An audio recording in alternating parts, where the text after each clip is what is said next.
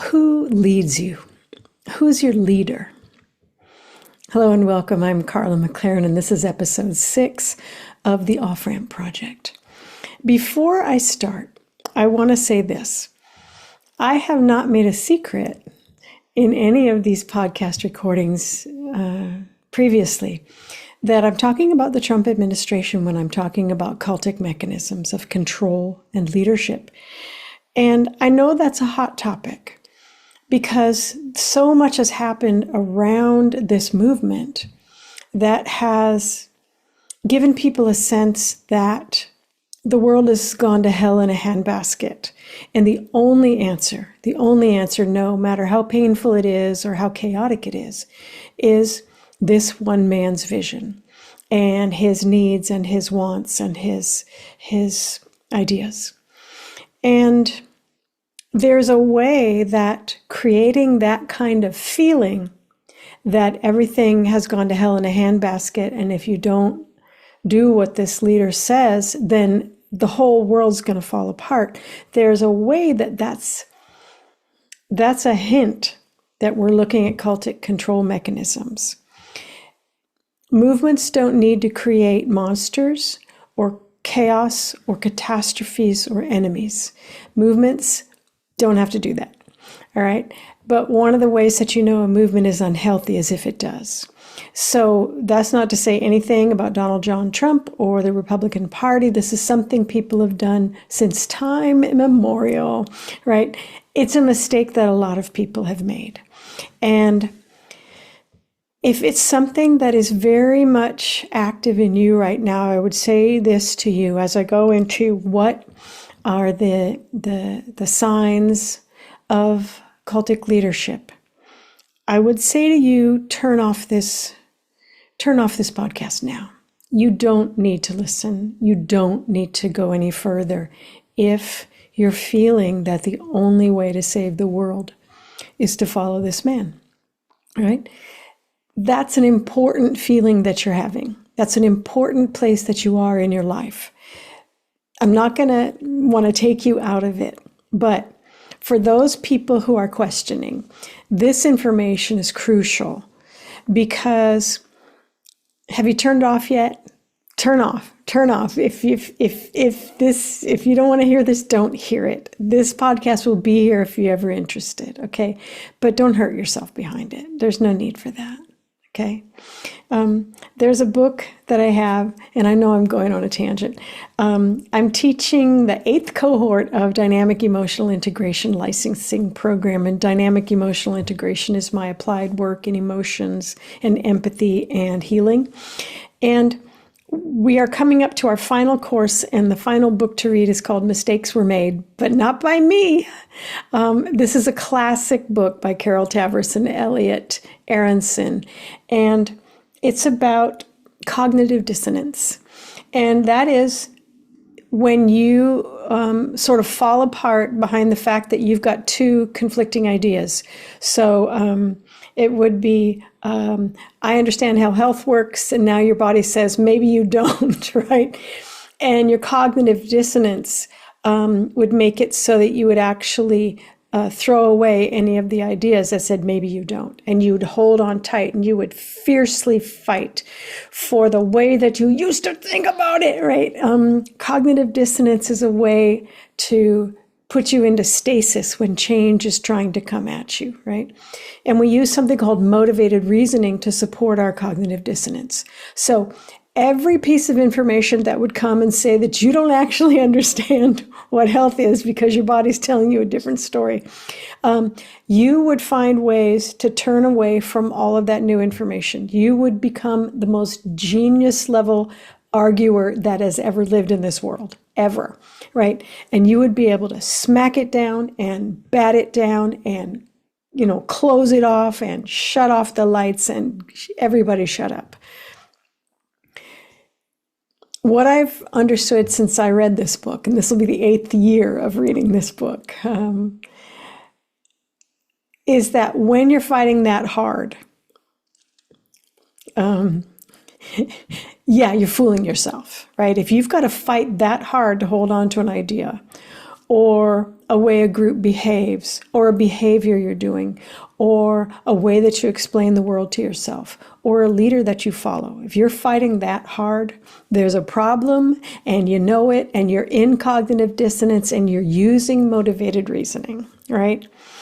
If I had heard this following information when I was in my cult, I would have been able to slap it down like nobody's business. You would never have seen all of my IQ points lit up as strongly as when you tried to come at me and tell me that I was in a cult. No, I couldn't have heard that for, Lord, it's 27, 30, another maybe 15 years it took me until I was able to say that was a cult, right? This was because I met like one of the world's leading cult experts. So I couldn't say, nah, you don't know what you're talking about, right? When something is that powerfully alive in you, there's probably something that you're hiding from yourself. When there's something that you're arguing against that strenuously, or you're fighting against that strenuously, there's something in you that is holding on to something that it knows isn't true, okay? For instance, people who are aggressively transphobic or homophobic, we know through studies that these are people who have already been questioning their own sexuality for years or even their whole lifetime. And so what they're doing is they're fighting against the fact that other people have stopped fighting against their true sexual or gender nature, right? And they're just fighting with their cognitive dissonance and their motivated reasoning, right? So it's a way to call yourself out. It's like, oh my gosh, I'm human. I have foibles. I am fallible in many ways, right? But when you're fighting something that hard, it's always important to pull back and say, what is it that I'm fighting? Am I fighting the truth, or am I fighting, sorry, my hair is being a jerk. Am I fighting the truth, or is there some really important value here, or am I just fooling myself, right? So understanding that this is, again, my hair, understanding that this is a painful area until you learn how to work with cognitive dissonance. And this book is really quite important. It's a classic. And if you're in a TLDR, too long, didn't read, go to chapter 8 and it'll show you how to stop being such a motivated reasoner behind your cognitive dissonance, right? So it is normal to fight against new information that goes against what you thought before. It is normal to fight. Sometimes it's important if the information isn't good. But if you find yourself fighting and creating monsters and creating catastrophes outside of your belief system and getting rigid in your heart and your soul, yeah, go look at mistakes were made, but not by me, okay? I want to talk first about what would be healthy charismatic authority. When we talk about charismatic authority and you think of, obvious cult leaders, Rajneesh, who ran the Rajneeshi cult, what was his name? Osho? I can't remember. He became so bloated. I think he was the one who had 27 Rolls Royces, and there was a whole kind of people moved into his world and sort of didn't come out. And we've also heard of, say, Buddhist or yoga teachers who were sort of having sex with everybody. And I think one actually had AIDS and knew it and was still having sex with people. I mean, people who get so blown out, leaders who get so lost and so toxic behind the group that has has gathered together and sealed itself to exalt this person. We forget that in the beginning, this person was simply charismatic, right? And charisma means that they're magnetic, that, you look at them and you're like, wow, there's just something about that person. And we can think of it in terms of pop stars. Like, let's say Taylor Swift, right? right now there's the Swift Nation, there's Swifties, there's people who follow everything she does with absolute devotion. And is she objectively more beautiful than another singer? Is she objectively more talented than another songwriter? Is she a better guitar player? Right? Even asking these questions in an area where Swifties are would get me shunned, right? Because they are having an experience and a relationship with the diva, the extra human aspect of Taylor Swift, who's a person, but she's taken a position in the soul of her following. And any famous person will tell you, it is the fans who made me. I owe this to the fans, and they are right. Because as Janja Lalich points out in her book, actually she pointed it out in our book, which is Escaping Utopia. What she pointed out is the fans or the followers make the charisma what it is. So if a person has charisma and is a little bit unstable and wants to be adored instead of just liked or loved, adored and obeyed, if they don't find followers, they're never going to be able to create a cult. It's just so sad, right? If they don't find followers who are attached to their specific kind of charisma, then they're not going to be able to develop the charismatic authority that's needed to build a high demand, high intensity, high expectation, self-sealed cultic group. So as we look at the signs of healthy charismatic authority, it's important to know that you can be very charismatic, you can have authority, but you don't have to create a cult behind it and you don't have to hurt people. So here they are. The leader or group has behavioral checks and balances in place, meaning they can't get away with nonsense. The leader has healthy empathy and a realistic self-image. So the leader isn't turning people on the outside into monsters, which is a very unempathic thing to do. And the leader has a realistic self-image. They have a sense of humor about themselves, and they don't think that the sun rises and sets, in their eyes. They remain human. Members are treated as valuable individuals. They are not disciples, they're not servants, and they're not pawns. One of the ways that you can tell that a group is starting to go sideways, starting to go cultic, is if you have people fawning on the leader. Now, the leader sometimes asks for this to happen, but sometimes people are so needful of a hero or a heroine in their life that they start to create the cult. Not the cult leader, the people around the cult leader start to create it for them, right? The leader has a sense of humor and a humane leadership style. You're not going to see shunning. You're not going to see punishments. You're not going to see people being shamed in public. You're going to see someone who knows how to lead and who can have a sense of humor about themselves, right? Members retain their identities, their family relationships, and their responsibilities, and their private lives. In the cult that I was in when I was little, we had to step away from anyone who didn't believe what we believed. So in one way that was healthy for the group because the group began to really, to self-seal. But in one way it was terrible for the members because now we were isolated. You'll also see this in abusive relationships. Just one-to-one relationships is the victim person will be isolated from anyone who could help or anyone who could say, hey, I'm concerned about your relationship. There won't be those outside voices, and that happens in cultic groups as well. If any group you're in, a relationship, a family, a workplace starts to self-seal like that, you'll know something's wrong here, something's very wrong. If you're being isolated and outsiders are being dehumanized or even demonized, you're like, something's wrong in our group. The leader or group values and promotes members' ideas and beliefs. So if you're a member of this group, you are not an underling. You are an equal member. And this is something you'll see in groups that are getting problematic as they start creating hierarchies of worth, of human worth. This is the rabble. These are the slightly less rabble people. This is the inner circle. There's the leader.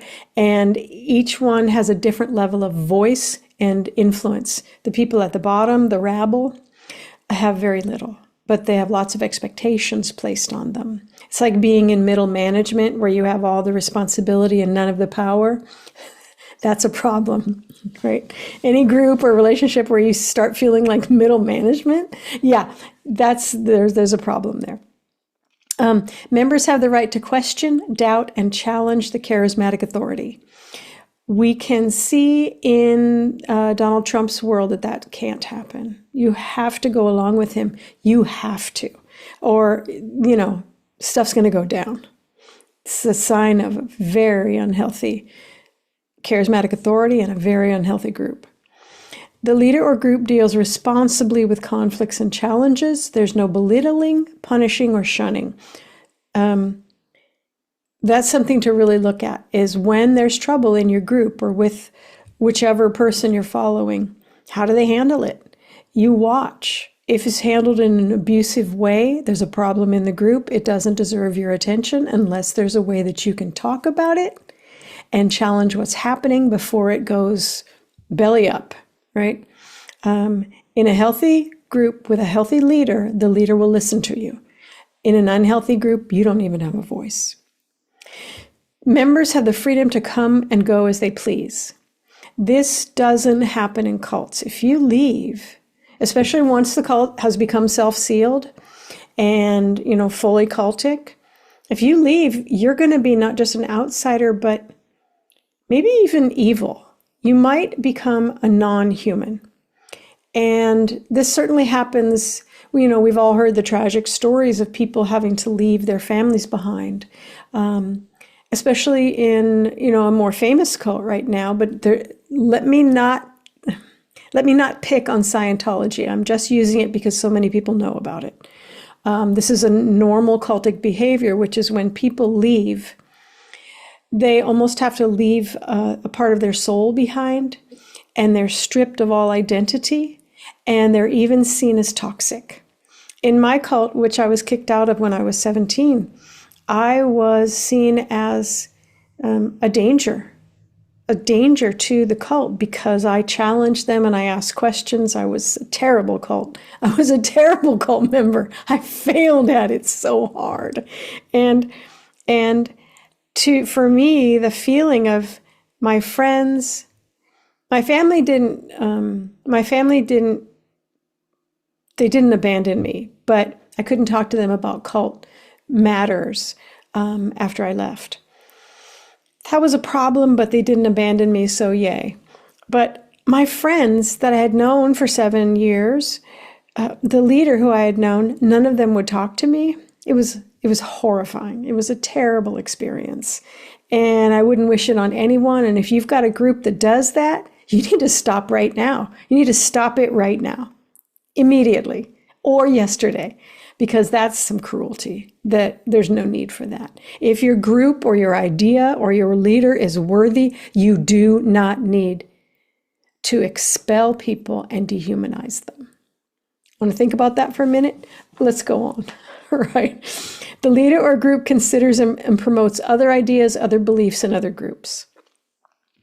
It's open.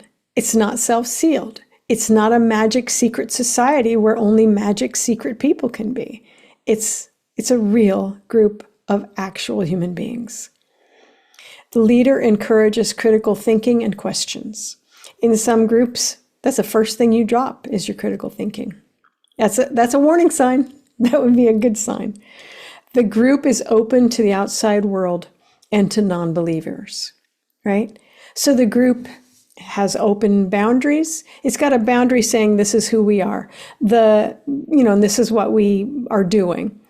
But it's not, this is who we are because we're not you, right? It's not that kind of, I want to say immature. I do want to say immature. It's that kind of immature, I'm only what I am because I'm not you, right? There's not a sense in the cult or of hey, look what we're doing. This is cool and we enjoy it. Would you like to come and try it? And if you don't want to, fine, come and go as you please. Do you have critiques of what we're doing? We're going to listen to it. We might fight with you, right? Because you don't understand what we meant to do, but we're going to listen. Yeah. That's what a healthy group with a healthy leader would look like. And you can see that in families where there's, an obvious leader of the family. It could be one of the parents, it could be one of the kids, but this leader is humane, empathic. They just take a leadership role. Leadership in and of itself isn't toxic. It can't be, because we've all been led by beautiful people who have just wonderful sense of responsibility toward each of us and toward humanity and toward ethics, right? We've also had terrible leaders. I don't know if you've been in sports groups, sports teams when you were in school and you had a coach who was just terrible. And you also had a coach or a teacher or, a choir director who was just wonderful. If you can think back, you can probably see the signs of healthy and unhealthy charismatic authority. And we've all seen it. We all know it. But it's so helpful to have this bullet point list, right? And it's going to be in the show notes, so you don't have to take notes. Now, in my cult, we had joined together slowly around the work of a man who I'll call Purcell, because he doesn't need to be called out. And there's people in the group who are still alive, and Purcell's children are still alive. There's no reason to call him out. I think he died before the pandemic. He was a trance channel, which means that he would go into a trance and he would channel the sort of the being and the voice and the information of, now this is purportedly, but I'm telling you what we believed, of an old Chinese spirit that I'm calling Kan Li. And Kan Li would just share all this wisdom, and a lot of it was about the past lives that we who were listening to Kan Li had lived with Purcell. We had all been together at really important parts of history. All of us came together to sort of increase the awareness and the consciousness and the spiritual attainment of humans, right? We were that important. And I was 10 when I first heard Kan Li, and I had had a great deal of childhood abuse, and I was not in a good place. And I was dealing with a lot of really severe depression. And to hear that it wasn't just this life that I had to think about or be responsible for, but this life was just one of many. And maybe the suffering that I had as a child had meaning or something. It had meaning. And I think not everybody in the group had the kind of abuse history that I did, but I think they all were feeling, is this all there is to life? And Kan Li and Purcell gave us this idea. We were in ancient Egypt. Purcell was Akhenaten. He was the pharaoh who brought one god into the consciousness of Egypt and then the rest of the Middle East, right? He was a precursor to Jesus. I mean, he was that important. And I was one of Akhenaten's 3 daughters, probably the unimportant, probably the loud one, right? And as we went through, all of these times, we were all of these important people. We were in Atlantis, right? We were on one of the best civilizations that's ever been dreamed of. It was a utopia. Now, Atlantis never existed, but this is not important in this part of the story, okay? It was so exciting. And Purcell and Kan Li, they were such charismatic authority figures, right? They gave us so much hope. They gave us so much hope, and we could look around ourselves at the way the world had turned out. And it was like, because we weren't there, it is we who are going to help make the human race sparkle again, right? It was so beautiful.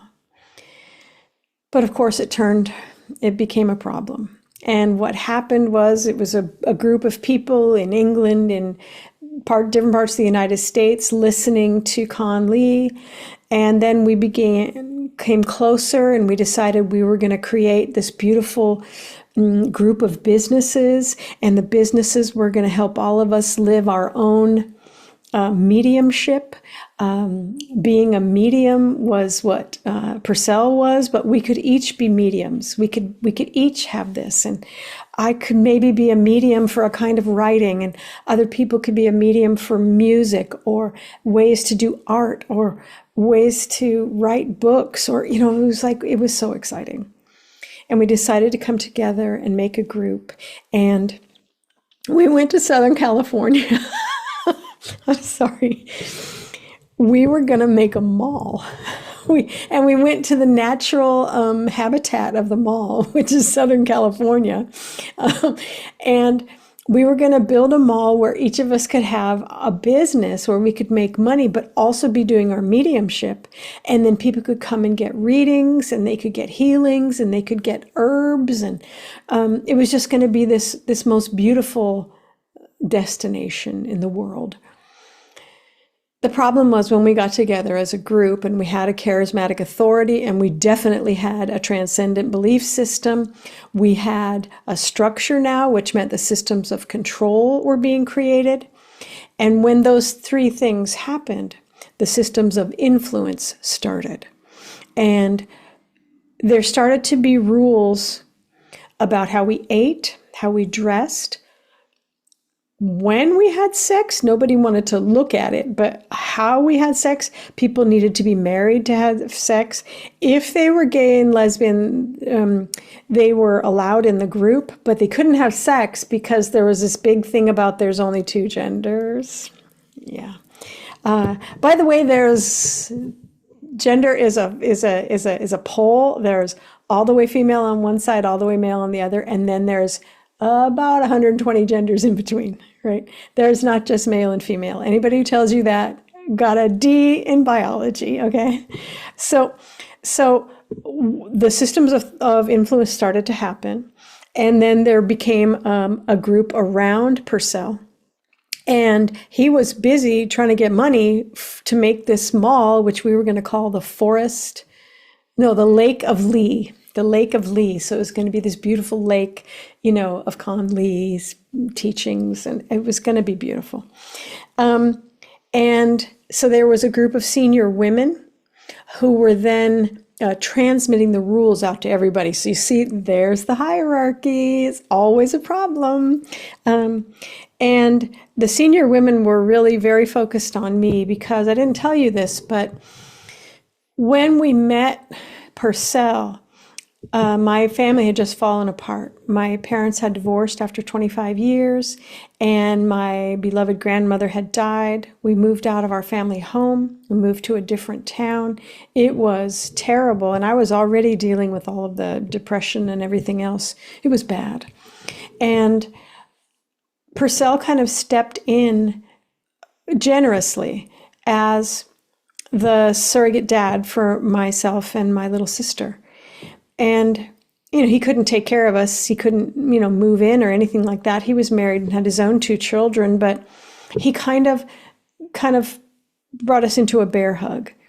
And so I was always a special person in that group. I was little Carla, and little feisty ass, sarcastic me. And as I got into the Lake of Lee warehouse in Southern California, I kept being who I was.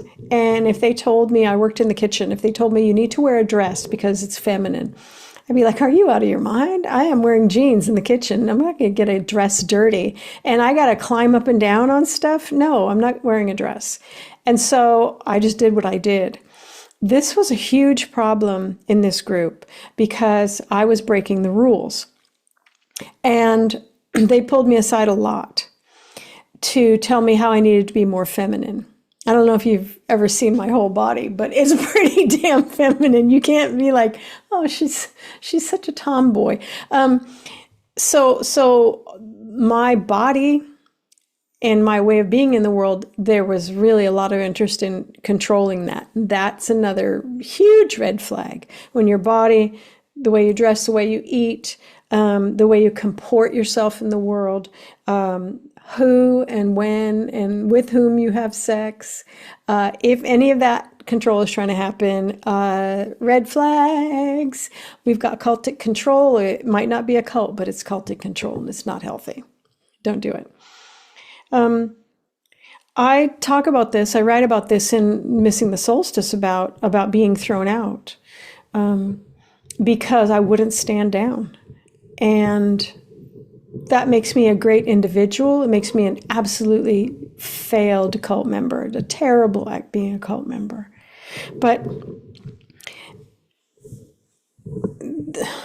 I was in pain for a long time because I lost Purcell. I lost the group. I lost my friends. I lost my position. I lost the magic. I lost so much. And as a 17-year-old, I had been separated from my family, the ones who weren't in the Lake of Lee. And I had nothing. So that depression that always lived with me and that had been sort of floated, underneath this magic, we're from Atlantis, we're from ancient Egypt, we're magical. That depression came up really strongly. And so it took me many years to survive that happening. And actually 3 years later, I went into a very abusive cultic marriage. And I didn't see it because I had been trained in the cult to be super high demand, high intensity, so dedicated, high dedicated that I didn't leave when I should have. So it affected a lot. It affected a tremendous amount. I don't want to downplay it at all. But one of the things that made me really happy about that experience for Purcell, who I loved and I still love, is that after they threw me out, the thing fell apart in about 8 months. The whole thing fell apart. People were suing each other right and left. We lost the building. Everything fell apart. That cult fell apart. And what I realized when I started studying cults is because he was not a toxic, charismatic authority figure. He was just charismatic. He was just normally narcissistic, right? He wasn't toxic, narcissistic. I think the greatest thing in his life that he ever did was not become a cult leader. Although probably he felt the sense of loss and failure for the rest of his life at losing, the Lake of Lee, at losing that dream. But for me, that was the triumph of his life, was that he wasn't good at being a cult leader. The senior women probably went and found another cult to support, okay? They were good at being in cults, but he wasn't.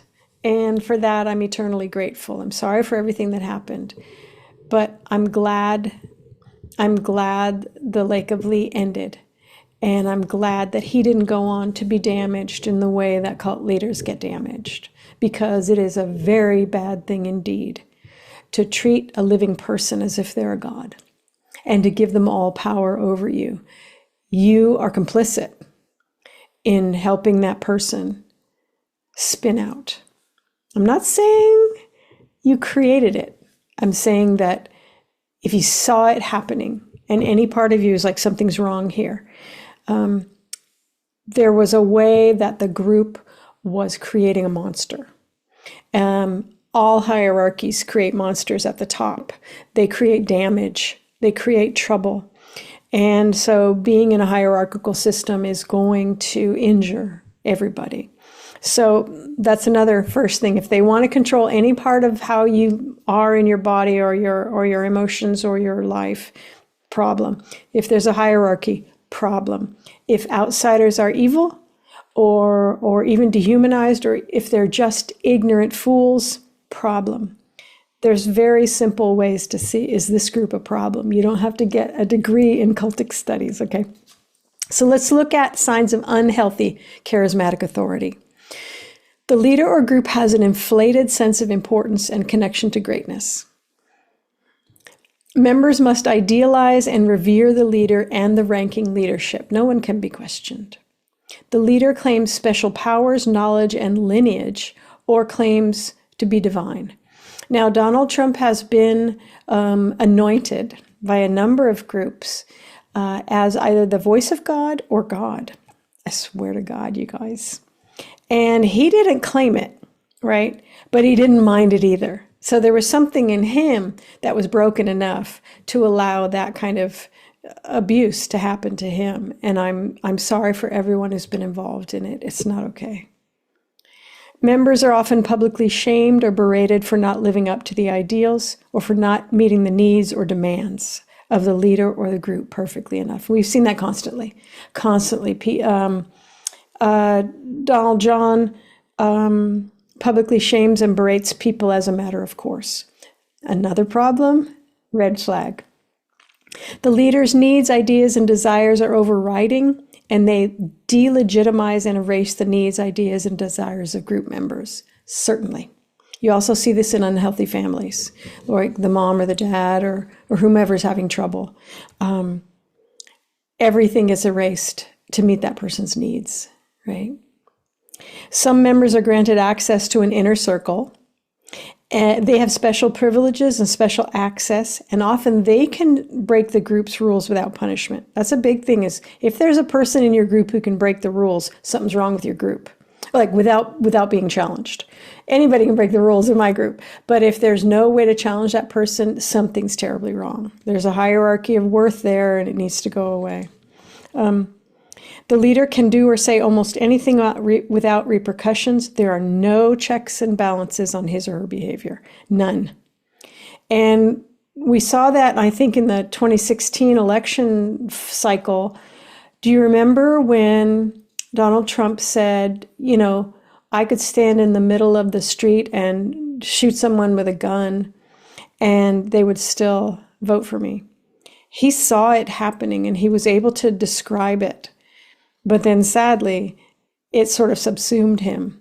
And now that's a feature of being around him, is that there are no checks and balances on his behavior. Now, this is a terrible thing to do to a person.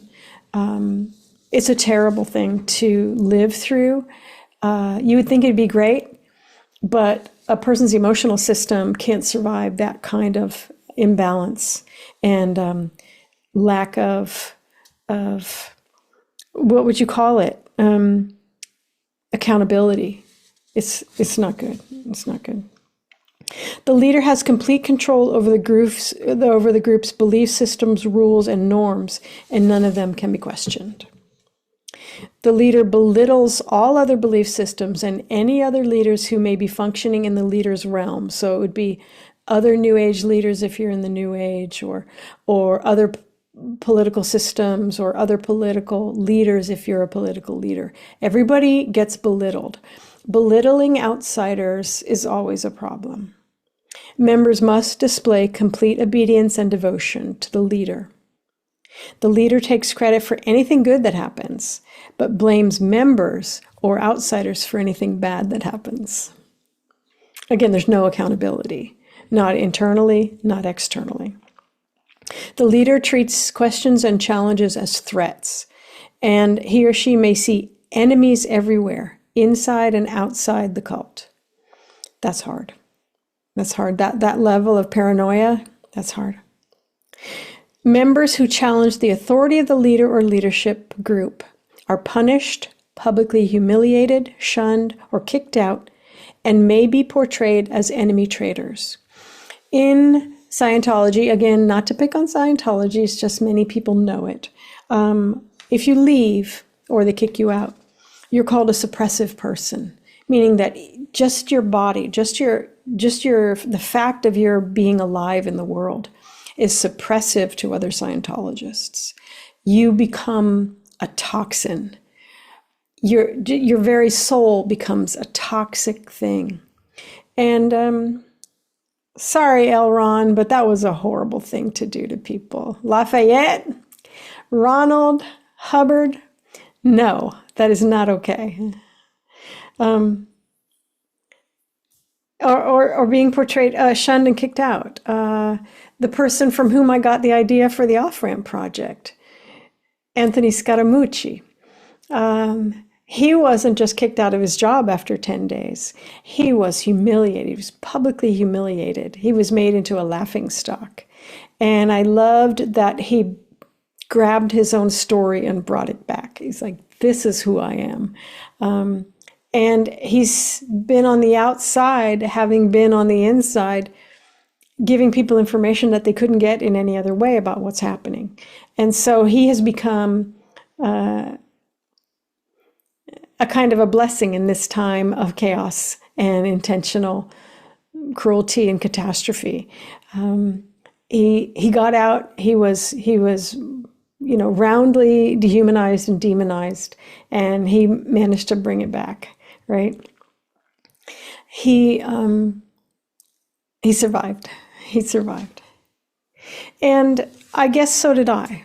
And thank goodness so did Purcell and the rest of the people in our group, because they were lovely people. Here's the thing about getting into a group like this. As I said before, the thing that makes you vulnerable to cultic groups or relationships is your idealism. It's not your ignorance, although sometimes it can be just an ignorance of what cultic groups look like. But how are you going to get that unless you're listening to this podcast or you follow one of the many cult experts in this world? How would you know until you knew? But the thing is idealism. For me, in my first marriage, which was very cultic, very abusive, very entrapping. My first husband, who I won't name, he was beautiful, he was brilliant, he was poetic, he could fix anything. He was a computer genius, there was so much. But he told me early on that I was the only person who'd ever loved him. Oh, why don't you just give me crack with donuts, right? Especially somebody like me who was rootless in this world, was 3 years out of being kicked out of a cult, was filled with depression and running on the fumes of childhood abuse. That was everything. And as he unraveled, I didn't know it at the time, and neither did he. He was heading into a paranoid schizophrenia or schizoaffective depression. I don't know, because he never got seen, he never got treated, he never got supported. He is likely still out there, homeless and making his way in the world. But I stayed because I was a high dedication person. I was I attached very deeply to him and to the cult, and to this and to that and to that and to my writing career, right? That's a function of my being, and I'm super idealistic. Yeah. So if I could be the person who loved him, the only person, and if I could be the person who could save him, I wasn't going to be leaving, right? And we see that was a part of my own problematic issues underneath all of that, attaching to impossible dreams. But there was nothing wrong with me. I was wounded and I was suffering, but there wasn't anything wrong with me at my core.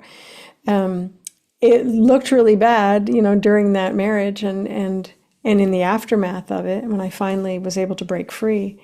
But I took that same intensity and idealism and ability to attach and ability to be dedicated to someone into my second marriage. That one didn't work. And into my third marriage, where we're now, past our 30-year mark.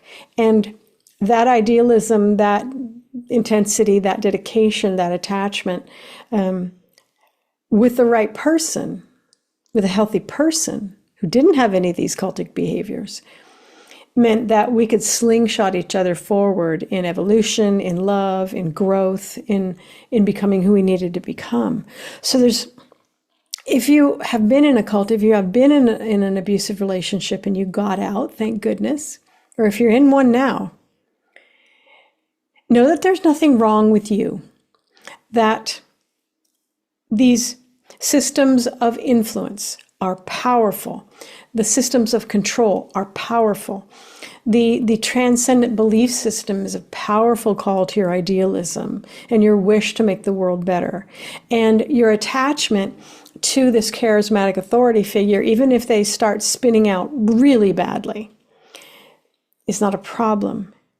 The reason that cults are so sticky, so hard to get away from, is because they're engineered to be, and they're engineered on the top of normal human relationship behaviors. Janja Lalich, the cult expert, says that a cult is an abusive relationship. Sometimes between two people, sometimes between 2,000, sometimes between a whole country. But we can understand them because they are built on human relationship features. So if you're in a group that you're not comfortable with now, if you're in a relationship that you see the signs, I don't want you to spend too much time berating yourself. Maybe take a minute. Damn it, me. Then you're done.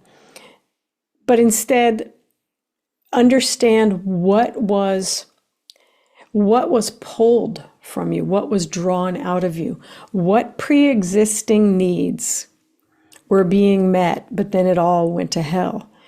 But because it all went to hell doesn't mean that you need to come out with pieces of hell all over you. You can have gone to hell and come back. And instead of just being a Hellboy, or something, actually we like Hellboy, to be a person who could be a tour guide in hell. To be a person who could be like, I see you're in hell. Would you like something to drink? Or something. To be supportive. Because because you've lived it. That you have value before you were in the cult, during the time in the cult, or the relationship, or the workplace, or whatever. And after.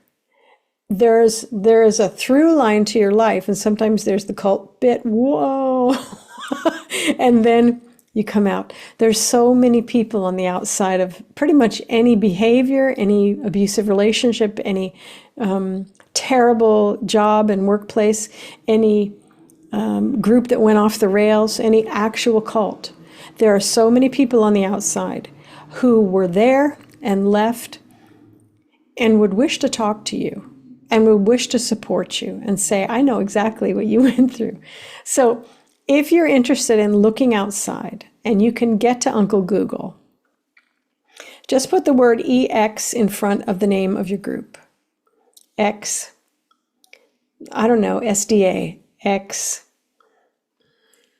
keto, X carnivore, X vegan, whatever, X crossfitter, X, or look under crisis centers if it's a smaller relationship. There's so much help. Oh, also you can put leaving Scientology, leaving MAGA, leaving, whatever. There's people who've already done it. There's always going to be people like little 10-year-old Carla who got into a cult and never ate all those cookies, right? Never really uploaded all of the abusive rules. There's always going to be people like me who left or who were kicked out and who know what you went through. You're not alone. And the people on the outside, they're not monsters. They're not monsters. That's a way to keep you trapped. To say that everybody outside who's an unbeliever is a monster, or at the very least, wildly duped and humongously ignorant, that's a way to seal you in. That is a cultic belief. It's a red flag. If outsiders are amazingly ignorant, or maybe not even human, or evil, you know that your group is in a world of trouble. The inner circle of your group is in a world of trouble if you've got to make monsters outside of it. We started to do that at the Lake of Lee. We started to do it, and that was the final straw for me. I used to go out shopping at like the Vons or the Safeway, whatever it was in Southern California, the big supermarket. And I was I still am a very kind of engaged person. I was always learning people's names and laughing with them and just being silly and having, shared jokes that we would tell over time. And I went out with the senior women, and they saw me doing that with a bag boy at the Vons or something. And a couple of nights later, there was a group meeting. And one of the senior women stood up and said she was very concerned about a group member who was having inappropriate contact with outsiders. And I knew exactly who she was talking about. So I stood up and said, "Do you mean the way that I joke around with Jesse, the bag boy at Vons?" And, the communication was very sideways at that time, but she was actually able to say yes. So I was being inappropriately feminine or something like that. I don't know what it was. I was being flirty, but I wasn't being flirty. That's how I was with people. I was being jokey. I was being inappropriately jokey. But Jesse thought it was hilarious, right? So we were having our own relationship, and that wasn't okay with the senior women. And I got up to defend myself, and I thought everybody's just going to laugh it off. And I was looking at my friends, and they turned away. They turned their eyes away from me. And I think I made a pretty good extemporaneous speech about the common man and common decency. And, I was 17, but I had a vocabulary on me. And I just watched as everyone looked down and turned away and shunned me. And I think they asked me to leave the next morning, but I knew that I had failed to win over any hearts or minds. But the cool thing was, right, they needed a scapegoat, and I was the perfect scapegoat. I was the beloved little Carla who could do whatever she wanted and be sarcastic. And getting rid of me was so good for their cohesion, but it also signaled the beginning of the end for them. And that getting rid of me would have been great if Purcell had the toxic, charismatic narcissism of an actual cult leader. But he couldn't hold it together after that had happened. He never reached out to me, did he? I think he reached out to me a couple of years later. When I was married. Oh my God. But the group fell apart. I'm like, I'm so important, I killed that group.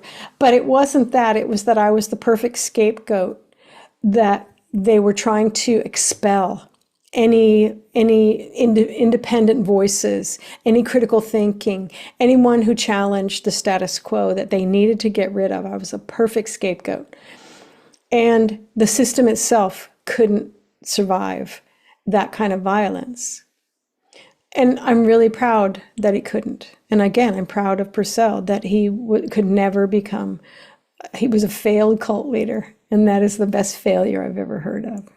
So as you're looking at your groups, your relationships, as you're looking at maybe worrying or concerning groups that people around you have joined into or belief systems, know that cognitive dissonance is going to be strong in these people.